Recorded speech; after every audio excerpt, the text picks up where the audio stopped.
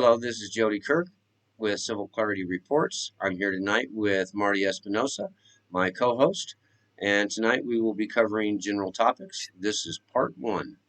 Marty, what do you have for current events for tonight on your Well, end? I have a couple of things that I kind of watched that hearing with Director Ray Mhm. yesterday.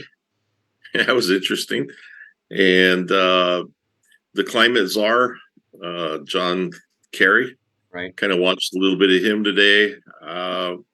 In general, there's just a lot of interesting news. I've been keeping my eye on Israel, Ukraine, general things around the world. Like took in a bit about Santa Monica and how it's falling to pieces like the rest of the cities are, and how they have ambassadors there that they put in place of the police because they're down by 250 some police officers and they're not going to hire anymore.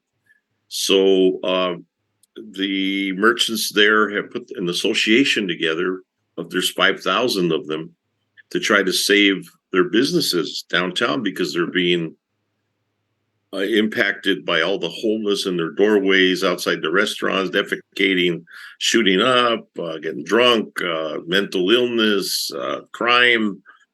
And And the ambassadors are failing because they're getting beat up and right. they're armed And you know, and funny they're just thing not working out. the funny thing about that is California had the same reaction to us setting up the Guardian Angels there as we've had in New Mexico. Um, our local authorities reject it. They don't want it, but yet they'll try to do this ambassador thing or try to do this group to go out and help the mentally handicapped and the homeless, and it ends up failing on them. Yep. And it comes down to the difference between us and what they try to create.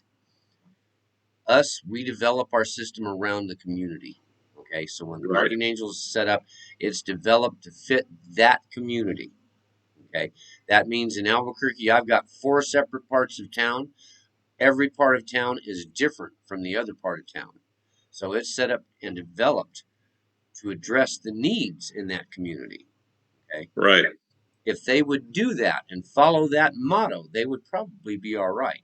But it never fails. They always seek out this ideology that we can do it through a bureaucracy and that we're going to be able to control everything. And it ends up backfiring on them. But Right. Right. that's It's sad to a say. policy of nice that doesn't work because you have to have some kind of planning going on.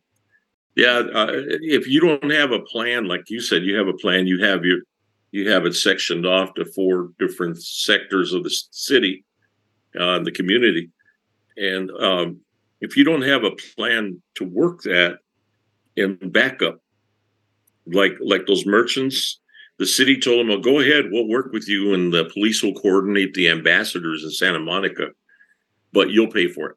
Yeah. That's what they told them, Well, see, and they want to protect their businesses. see here back when I started the Guardian Angels, they opened up this cleaning crew that goes around downtown and cleans the streets. And they would report the homeless where they were stove up in a doorway or whatever. And the cops would come along and get them out of the doorway and get them moving again. Um, and then after COVID kicked in and my crew went down because basically with COVID and the lockdowns, nobody was out wandering the streets anyway. So there wasn't really a whole lot out there to be watching out for. Most of my guys were elderly and they were afraid. They didn't want to get COVID. I don't blame them. I had COVID and it wasn't nice. It was not a good thing. um, but instead, is what the city did is they opened up this mental health resource group. Now, when our mayor took over, he promised he was going to increase us to the maximum on our police force, which was supposed to have been some 1,000 officers. I think we're still at 842, I think was the last count. Um, he has failed on that promise at every turn. Okay. When he first got in, he took what was defined as public safety dollars. Okay. This was a tax of .04 cents on every dollar spent within the city of Albuquerque. It was supposed to go to a public safety fund. Okay, this was to help us hire more police officers and to help us institute um, things that would help the mentally ill.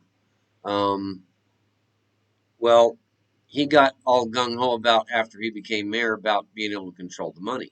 Now, this was originally done by our city council, who even put safeguards on it, stating that it had to have an oversight committee watching this money. Well, it had built up to several $1 million over a period of 4 or 5 years. And he decided that he was going to take 2 million of that and invest it in Top Golf with no questions asked. He reached in there, he pulled out the 2 million and dumped it into Top Golf. Um, he's done the same thing when it came to our city parks. We were supposed to get all this money. It was something like 12 million dollars that was supposed to go to all these parks for the kids so that they could upgrade their baseball fields and get new turf and all this kind of stuff.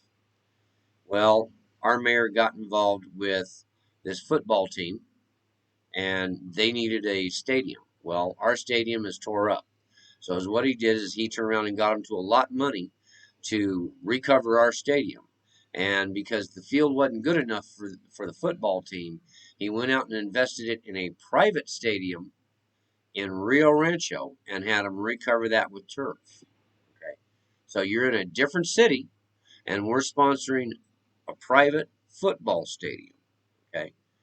Now is what he's done is the money that's supposed to go to the kids for the parks, he has had his person with the legislature up here go through and get it rewritten on the bill so that all that money goes to him and he gets to redirect it into United New Mexico, the soccer team, Oh, because wow. they need a new football or a new field.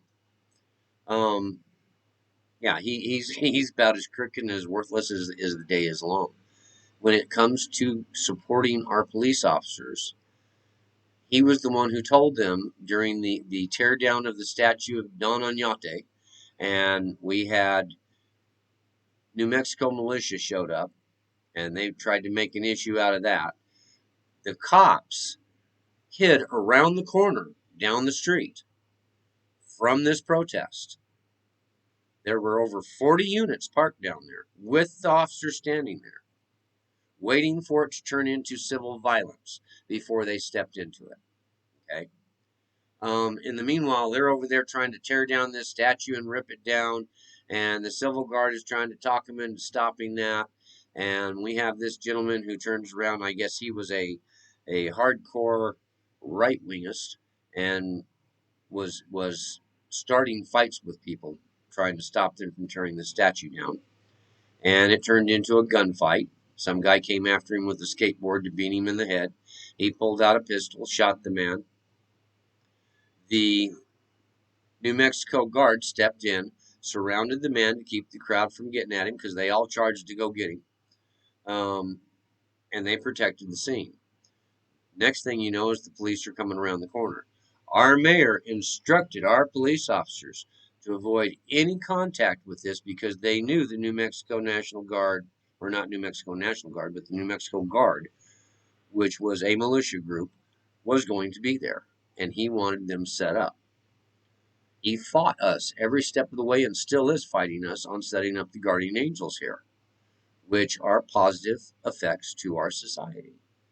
Yeah. And he continues to do things that are corrupt and somehow manages to magically kind of get away with it. At this point, the bureaucracies are beginning to pay. There's lawsuits that are finally floating to the surface from the beginning of the COVID lockdowns and prior to that that were suppressed because of the COVID lockdowns. Because the courts went to this, we're going to crawl it, kind of like the medical field at this point. They went to the point where you might have a court date, but it's going to be in 3 years from now. Okay, it's Yeah. like okay, the docket has been overblown. Um, in the meanwhile, I can say in New Mexico that the attitude of our judiciary has changed when it comes to locking these individuals up and keeping them there.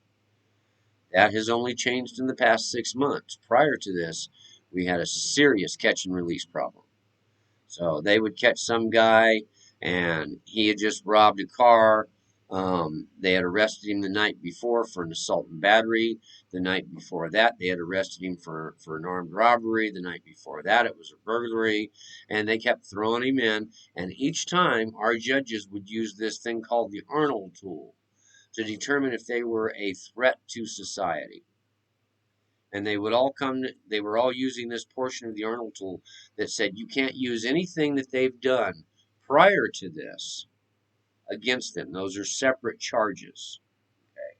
So him robbing the store one night were different charges than him breaking and entering and burglarizing the next night. And those were different charges than him stealing the car that you arrested him for tonight.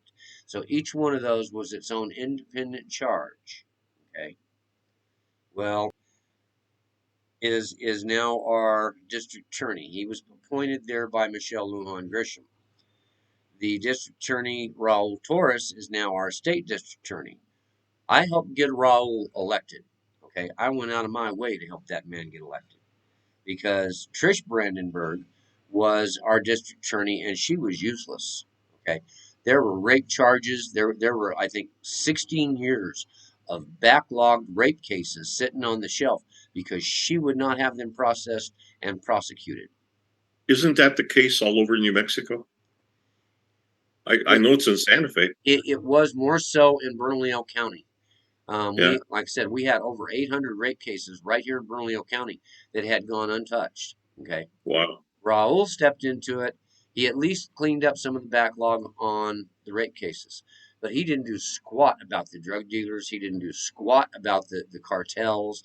He didn't do squat about getting more police officers.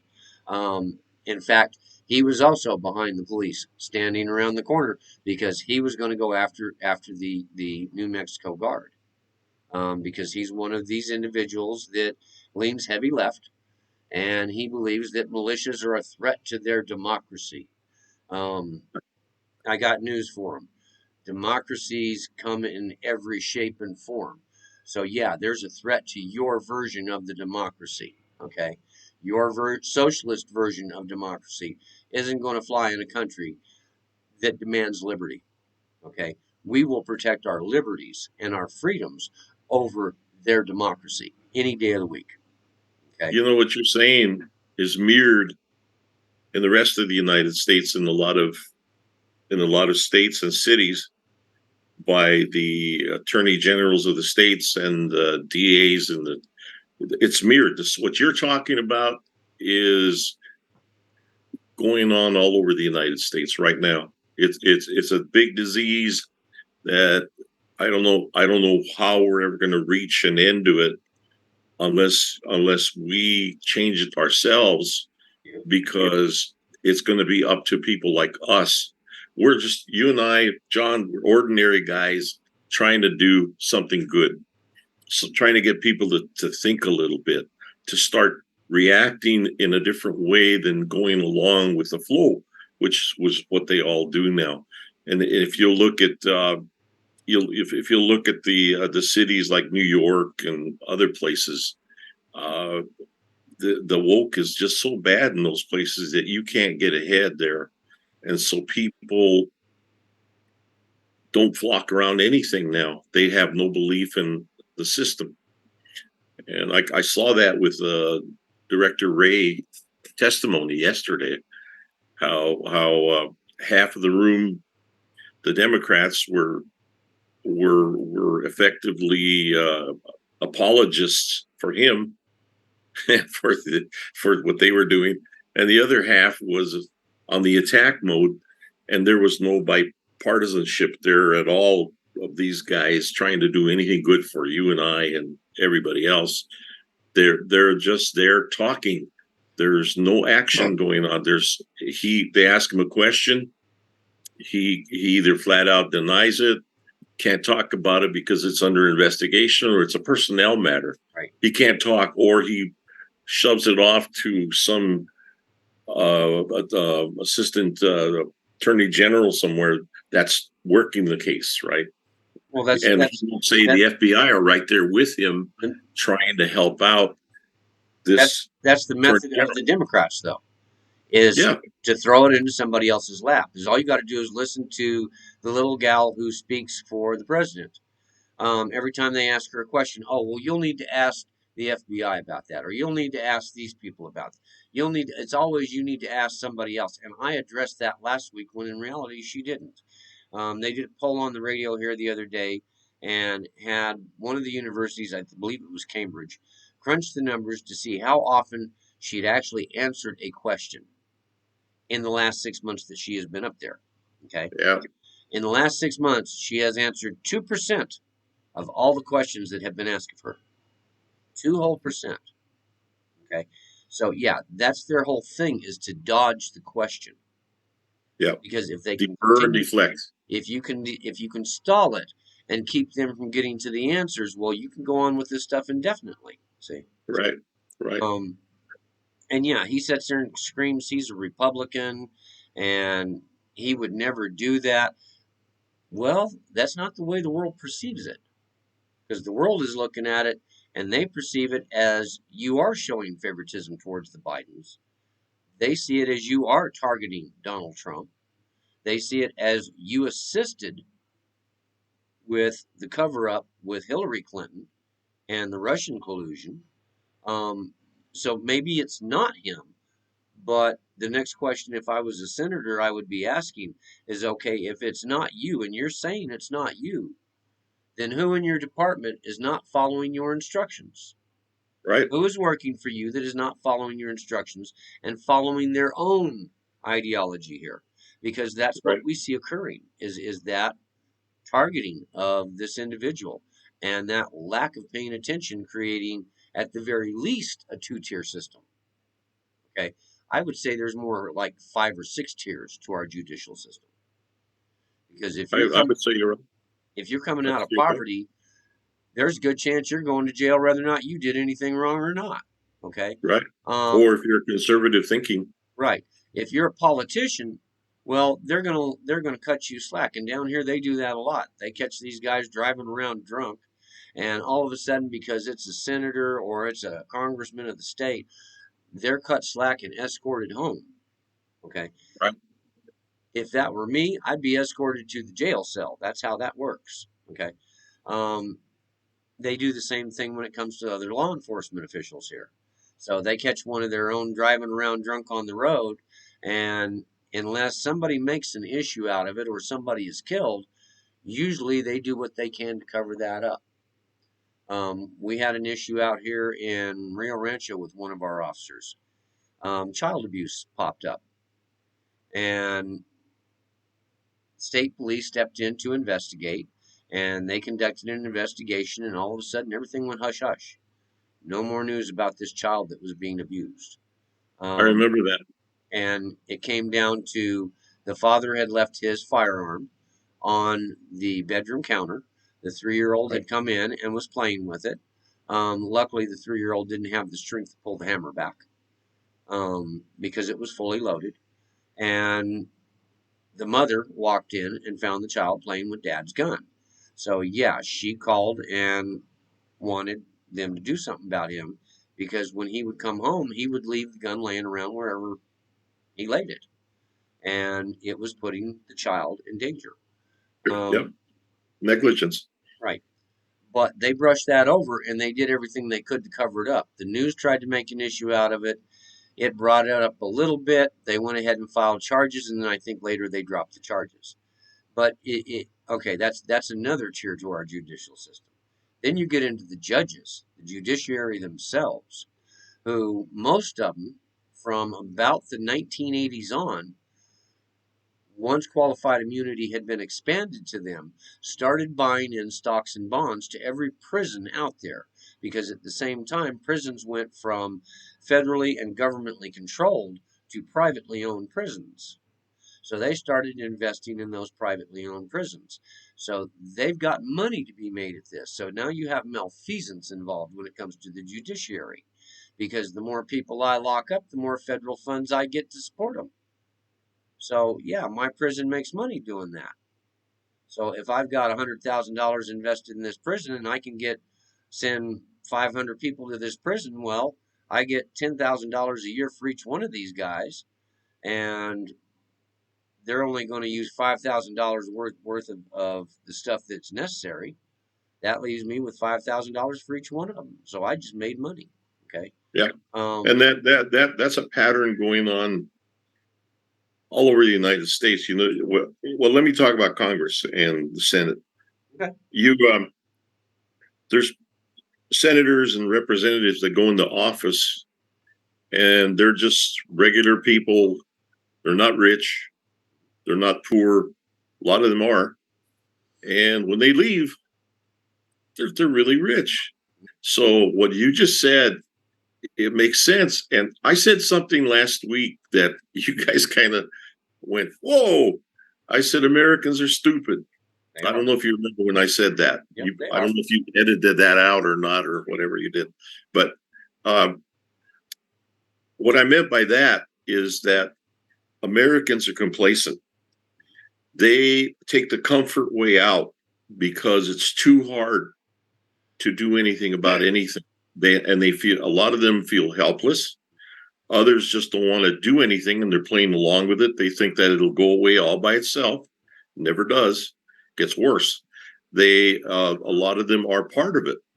But if people would start considering what people like us say and other bloggers, I'm not talking about radical bloggers because we're not, or podcasters, we're not radical. We try to present some facts, some ideas how we feel. I do it from my side of how I feel. I don't know. In a room full of transvestites, we'd be radicals. Yeah, we would be radical. Yeah. Yeah, yeah. But I want people to know how this is affecting my family. And it is, because I can see, I have a daughter that bought a house in Santa Fe, and I can't believe her house payment. It's incredible. I I freaked out when I found out what she's paying every month on that payment. It's just freaking me out, even now that I'm thinking about it, because I had a large house in Kent, Washington. It had 6 bedrooms. It was a split level. I had 2 full porches in the back, full length, balcony, all kinds of neat stuff. It was on a green zone. It was a pretty house, and I was paying $199 a month for that big house. It was over 3,000 square feet, right? For my kids, I needed it. I had a bunch of kids, but when I see what's going on there, I can see that the middle class is being eased out little by little, being eased out. A friend told me he bought a house, he sold it, he made I don't know how much he made. He made quite a bit of money on it. And next thing he knows is, I didn't even know this was occurring until he told me that he just found out that they lowered his Social Security check every month by a percentage based on the fact that he made money on that house, which he was going to invest anyway in another property, for he and his wife in a different city, and he was penalized for that. And I'm thinking, well, okay, so that's why it's starting to make sense why the Biden administration wants 86,000 IRS agents.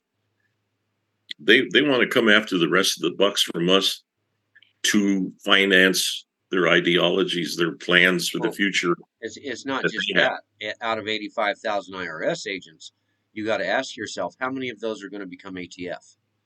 Because the ATF is an extension of the IRS.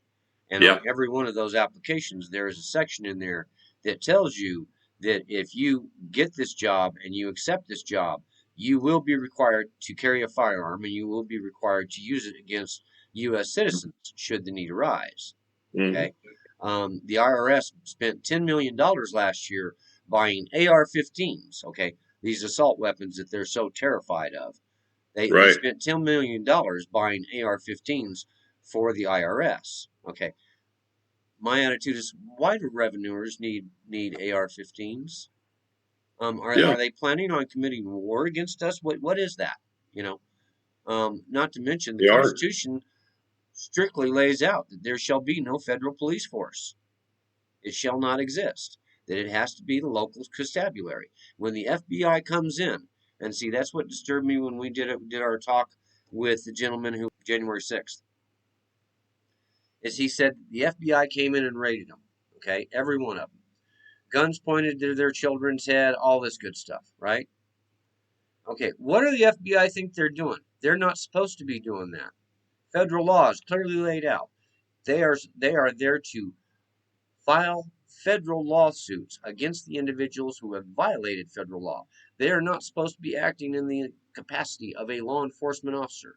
They are supposed to have local law enforcement come in and take their warrant and go arrest this individual. They're not Back up. supposed to be coming in looking like ninjas out of helicopters and all this other garbage. So, They came in with SWAT, like SWAT. so it needs that needs to be addressed. I mean, this is a Yep. serious issue across our country. They're coming in, and that's another issue I have. Most law enforcement don't seem to have the issue with it that I do. Is every cop out there is now SWAT? Okay, Yep. every time we have an armed robbery, they'll lock down a quarter of our city. Every cop will show up. You'll drive up in that area, and they're all walking around all militaried up. They got their AR-15 or machine gun looking firearm.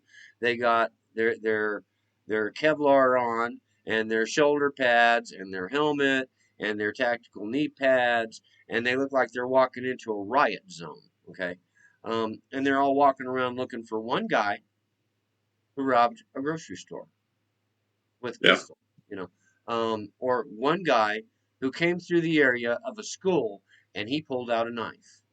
And it's like, are you serious? You locked down a neighborhood for 10 hours over some guy who was in the neighborhood of a school with a knife that was exposed? They've actually done that here. And it's like, Yeah. what is wrong with you? You're supposed to be here to serve and protect. You're not supposed to be here to bully, beat up, and abuse. It's and then they It's wonder true. It's then they true. wonder why people are afraid of them.